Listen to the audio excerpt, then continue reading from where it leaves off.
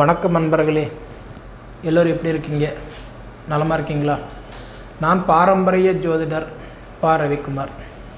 இப்போ நாம் பார்க்கக்கூடியது ஆகஸ்ட் மாதத்துக்குண்டான ராசி பலன்களை பற்றி தான் இந்த காணொலியில் பார்த்துட்ருக்குறேங்க. இந்த ஆகஸ்ட் மாதம் மீன ராசிக்காரர்களுக்கு சாதகமாக இருக்குமா அல்லது பாதகமாக இருக்குமா, அதை பற்றி தான் இந்த காணொலியில் இப்போ நம்ம பார்த்துட்ருக்குறோம். பொதுவாக பார்த்தீங்க அப்படின்னா இன்றைக்கி காலப்புருஷ தத்துவத்துப்படி 12வது ராசின்னு சொல்லுவாங்க மீன ராசியை. அந்த மீன ராசி 4 பேர் 4 விதமாக சொல்லுவாங்க. 12ஆம் இடம் மறைவு ராசி, அதாவதுன்றது 12ஆம் இடம் நீச்சம் பெற்ற ராசின்னு சொல்லுவாங்க. அது போலன்றது 1000 பேர் 1000 விதம் சொன்னால் கூட, ஆனால் மீன ராசிக்காரங்களை பொறுத்த வரைக்கும் இந்த ஆகஸ்ட் மாதத்தில் ஏன்னா நிறைய கமிட்மெண்ட் வச்சுருப்பீங்க, நிறைய எதிர்பார்ப்புகள் இருக்கும். ஒவ்வொரு மாதமும் பார்த்திங்கன்னா நமக்கு இந்த மாதம் இது நடந்துடாதா, இந்த மாதம் இது கொடுத்துடாதா, இந்த மாதம் நம்ம இது கிடைச்சிடாதா, ஒரு எதிர்பார்ப்பு கண்டிப்பாக மீனராசிக்காரர்களுக்கு நிறைய எதிர்பார்ப்புகள் இருக்கும். இப்போ அப்படி இருக்கக்கூடிய காலகட்டத்தில் இந்த ஆகஸ்ட் மாதம் முதல்ல பார்த்திங்கன்னா கிரகத்தினுடைய அமைப்பு, எந்தெந்த வீட்டில் எந்தெந்த கிரகங்கள் இருக்கிறாருன்றது முதல்ல பார்த்துடலாம்.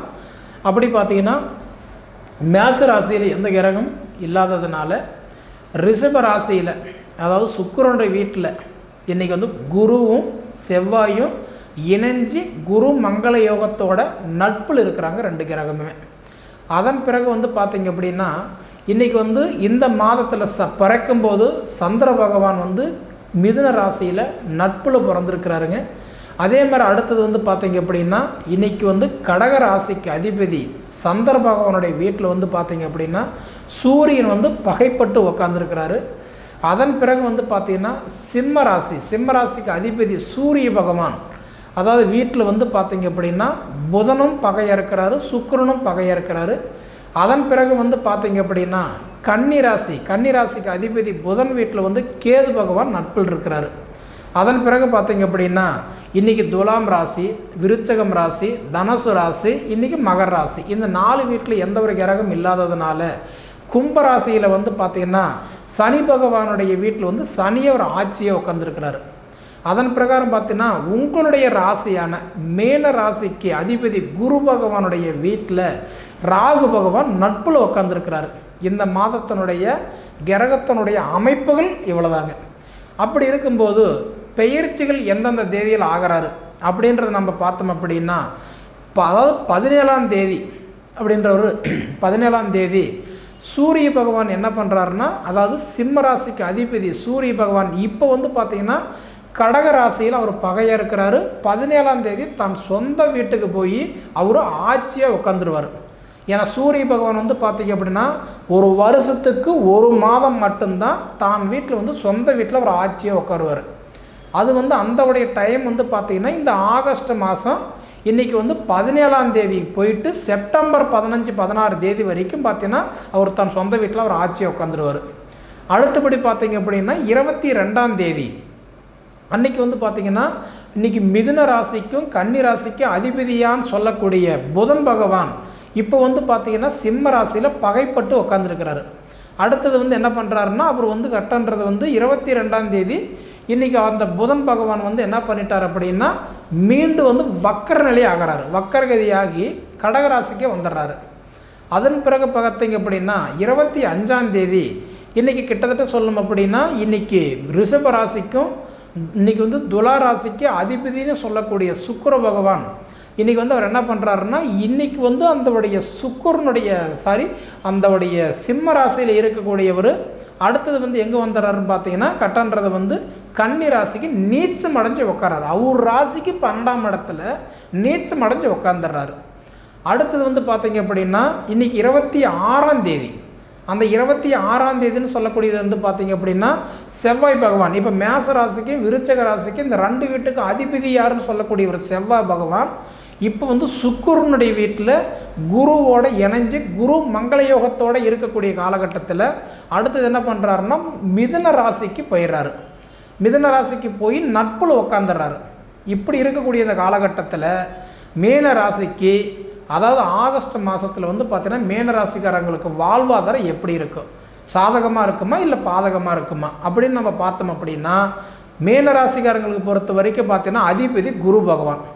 அந்த குரு பகவான் வந்து பார்த்திங்கன்னா மீன ராசிக்கு வந்து இப்போ உங்கள் ராசிக்கு 3ஆம் இடத்துல இருக்கிறாரு. அதாவது சுக்கிர வீட்டில் போய் உங்கள் ராசிக்கு அதிபதி செவ்வாயோட சேரும்போது குரு மங்களத்தை பெற்று இருக்கக்கூடிய காலகட்டத்தில் வந்து பார்த்திங்க அப்படின்னா சுப நிகழ்ச்சிகள் சுப விசேஷங்கள் நடக்கிறதுக்கு இந்த மாதம் வாய்ப்பு இருக்குது.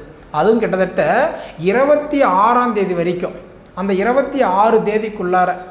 ஏன்னா செவ்வாயும் குருவும் குருமங்கலத்தோடு சேர்ந்துருக்கக்கூடிய காலகட்டம் 3ஆவது இடத்துல சகோதர ஸ்தானம் தைரிய ஸ்தானத்தில் இருக்கிறதுனால 26ஆம் தேதிக்குள்ளார உங்கள் வீட்டில் ஒரு சுப விசேஷங்கள் நடக்கிறதுக்கு நிறைய வாய்ப்பு இருக்குது. பொதுவாக கும்பராசிக்காரங்களுக்கு அது வந்து பார்த்திங்க அப்படின்னா அவங்களுடைய வயசு வச்சு அவங்களுடைய திசா புத்தியை வச்சு அது என்ன விசேஷம் அப்படின்றது, ஒரு விசேஷம்ன்றது ஒரு வளர்ச்சின்னு வச்சுக்கலாம். அது எந்த மாதிரி ஒரு இது நடக்குன்றது உங்கள் ஜாதகத்தை பார்த்தா தான் நமக்கு கண்டிப்பாக தெரியும். ஒன்று. அடுத்தபடி இப்போ வந்து மீன ராசிக்காரங்களுக்கு இப்போ நடந்துகிட்டு இருக்கிறது வந்து யாழ்ரச்சனி நடந்துகிட்டு இருக்குது இல்லைங்களா.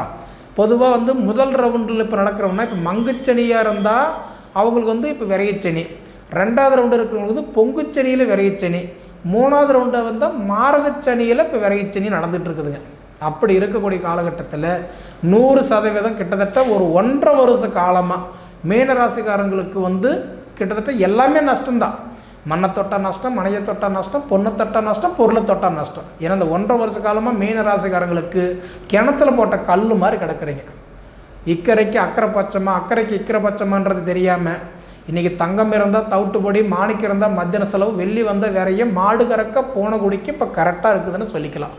பொதுவாகவே பார்த்திங்கன்னா இன்றைக்கி மீன ராசிக்காரங்கள் பொறுத்த வரைக்கும் கிட்டத்தட்ட இந்த ஒரு 1.5 வருஷமாக இந்த யாழ்ரச்சனையில் படாத அவஸ்தைப்பட்டுக்கிட்டு இருக்கிறீங்க.